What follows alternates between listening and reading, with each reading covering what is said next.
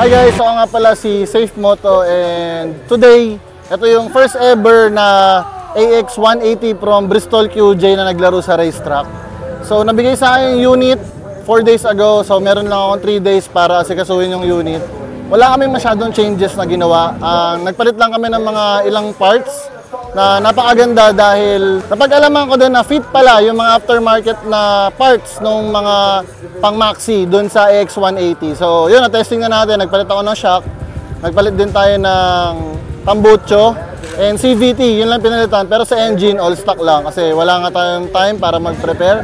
Pero next coming race, yun, gagamitin ulit natin AX 180 and try natin maging mas competitive pa para sa mga susunod na laro.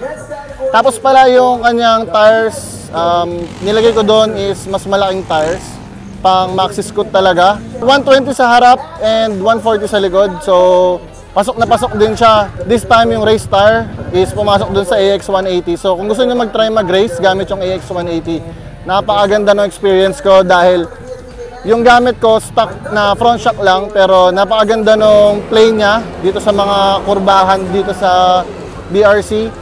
Napakaganda rin itakbo ng motor kasi para ako nag-drive ng maxi scooter pero yung weight niya parang click 160 lang. So ganun yung experience, so napaka-solid.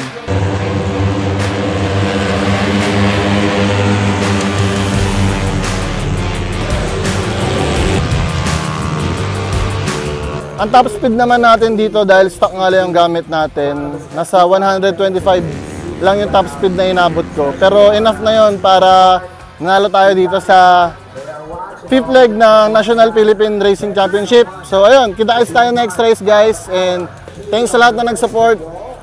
Thank you Bristol and QJ.